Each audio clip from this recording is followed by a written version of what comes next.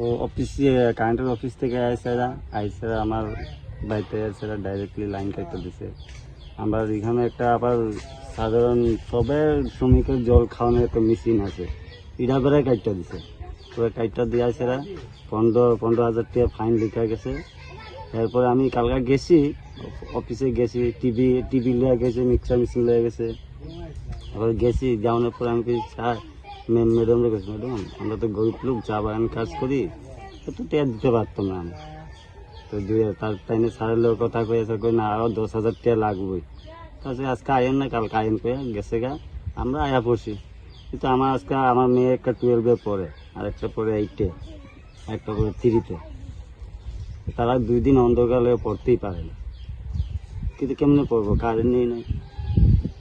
হঠাৎ করে তারা আইছে, তো আমার লাইন চালু আছে, তারা আইসে ঢুকছে, এই কারেন্টের লোক আইসে পরে এই বাড়ির মানুষ কারণ কি আমি, আমার তো শাশুর নামের লাইনটা কি তো হয়েছে, তোমরা স্মার্ট মিটার লাগান লাগবো। স্মার্ট মিটার লাগান লাগবো, আমার তো মিটার আছে, ওই মিটার হইতো না, তোমার লাইন কাটাও করবো, এরপর তোমার ফাইন আইব।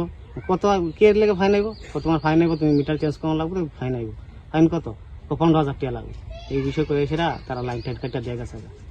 তা আমরা তো গরিব মানুষ, অত টাকা আমরা দেবো কেমন ফাইন, হঠাৎ করে কইলেও কি হয়ে যাবো কেন। আর যদি আমরা বাকি থাকতো টাকাটা, তাহলে আগে কইলেই তো আমরা দিতাম, দিলাম আস্তে আস্তে দিলাম বলে। তাতে এই কথা হঠাৎ করে কই আয় সেটা যদি আমরা কোনো টাকা দেবো আমরা করতে দেবো। আর আমরা যদি জমা থাকতো টাকাটা, তারা লাইন কাট লইলে, আমার তো লাইনটা কাটছে না, আমার কোনো ইয়েও দিছে না।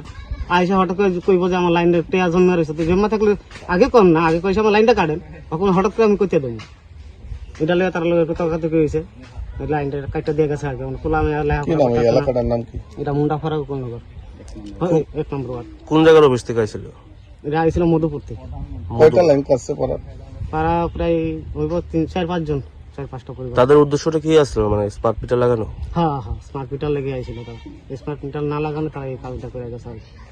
তারা কোনো কিছু সিডিও দিছে না, কিছু না। আয়সা হঠাৎ করে কত টাকা বিল, আমরা তো কোনো বুঝতেই পারছি না। আয়সা লাইন কাটটা দিয়ে গেছে। আপনারা কি কাজ করেন? আমরা বাগানে শুনি। জলের কষ্ট, 2 দিন ধরে স্নান করতে পারি না, জলও খাইতে পারি না। তারপরে কাজে তো নাইলে না স্নান করে থাকুন লাগে বাড়ির। তারপরে আবু দ্বারা স্নান করন যায় না, অনেক কষ্ট জলের লাইগা।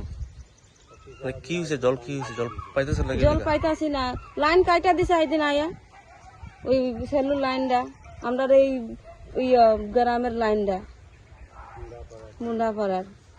কোন অফিস থেকে আইছিল? ওই মধুপুরতে আইছিল। কি কারণে কাটছে লাইনটা? এটা হুপ লাইনের বলে ট্রান্সফার করে কাটটা দিছে। তো এটা তো একটু বাড়িতে জ্বালাইছে, তো মানে আপনার এখানে কি লিগা জলের লাইনটা কাটছে?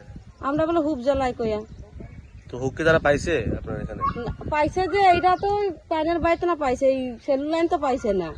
এটা আমরা সবে 100 টাকা করে উঠাইয়া জল করি, এটাও কাইতে দিছে আয়া রিচার্জের। এখন আপনারা কি চাইতেছেন? আমরা এখন যাইতাছি জলটা যেন আগের মতন আরো চালু, যেমন কষ্ট যেমন হইতো না আমরা।